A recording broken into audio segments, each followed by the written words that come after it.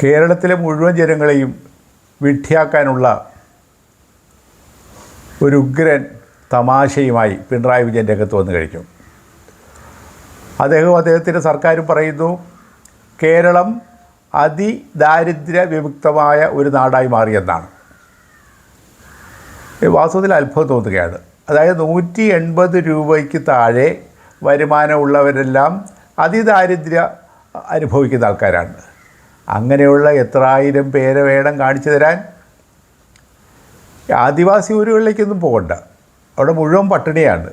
അവർക്ക് വസ്ത്രമില്ല, റേഷൻ കാർഡില്ല, അവർക്ക് ആധാർ കാർഡില്ല, വോട്ടർ പട്ടികയിൽ അവരുടെ പേരില്ല.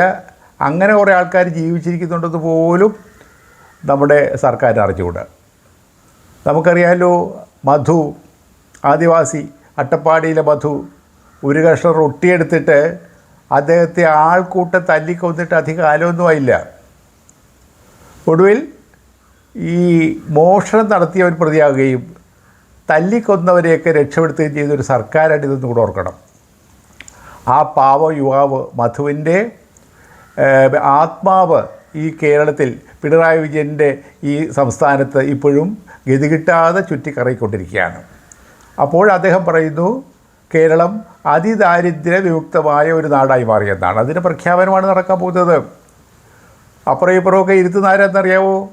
മഹാനടൻ മമ്മൂട്ടി, മഹാനടൻ മോഹൻലാൽ, അതുപോലെ തന്നെ കമൽഹാസൻ MP തമിഴ്നാട്ടുകാർ, ഇവരെ മൂന്ന് ഇരുത്തിക്കൊണ്ട് ഈ പെരുന്നുണ പ്രഖ്യാപിക്കാനായിട്ട് പോവുകയാണ്. ഇത് ലജ്ജയില്ലേ അദ്ദേഹത്തിന്?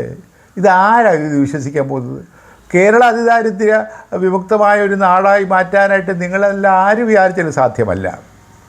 കാരണം ആദിവാസികളുടെ ഊരുകളിലേക്ക് നിങ്ങളൊന്ന് ചെല്ലൂ, അവരുടെ കഠിനമായ യാതനകളും പ്രയാസങ്ങളും ഒക്കെ അറിയാം.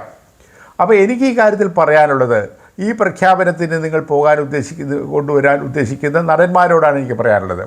മമ്മൂട്ടി കുറേ കൂടെയൊക്കെ വിവരവും അറിവും വിദ്യാഭ്യാസമുള്ള നിയമവിരുദ്ധാരിയാണ്. നിങ്ങളെങ്കിലും പോകാതിരിക്കണം. മോഹൻലാലിന് ചിലപ്പോൾ പോകേണ്ടി വരും. അദ്ദേഹത്തിന് ഈ സംസ്ഥാനത്ത് നടക്കുന്ന ഒരു കാര്യങ്ങളെക്കുറിച്ച് പറഞ്ഞുകൂടാ. അദ്ദേഹത്തിൻ്റെ കുടുംബത്തിലെ അംഗങ്ങളെയൊക്കെ സിനിമയിലൊക്കെ അഭിനയിപ്പിച്ച് കാശുണ്ടാക്കുക എന്നുള്ള ഒറ്റ വിചാരമുള്ളൂ. ഇങ്ങനെയൊക്കെ ഒരു ജനവിഭാഗങ്ങളുണ്ടെന്ന് പോലും അദ്ദേഹത്തിന് അറിഞ്ഞുകൂടാം. കമൽഹാസൻ പിന്നെ പോട്ടെ, അദ്ദേഹം കേരളീയനല്ല. അതുകൊണ്ട് നിങ്ങൾ വിട്ടുനിൽക്കാൻ തയ്യാറാണ്. എനിക്ക് മമ്മൂട്ടിയോടാണ് പറയാനുള്ളത്, ഈ പെരുന്നുണ പ്രഖ്യാപിക്കുന്ന സമയത്ത് നിങ്ങൾ വിട്ടുനിൽക്കണം. ഇത് സെക്രട്ടറിയുടെ വാതിക്കൽ 1 വർഷമായിട്ട് സമരം നടക്കുന്നു ആശാവർക്കർമാർ.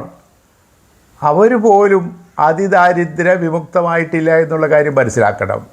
ഈ പെരുന്നുണ ഈ നൂറ്റാണ്ടിലെ ഏറ്റവും വലിയ നുണയാണ് എന്നാണ് എനിക്ക് നിങ്ങളോട് പറയാനുള്ളത്.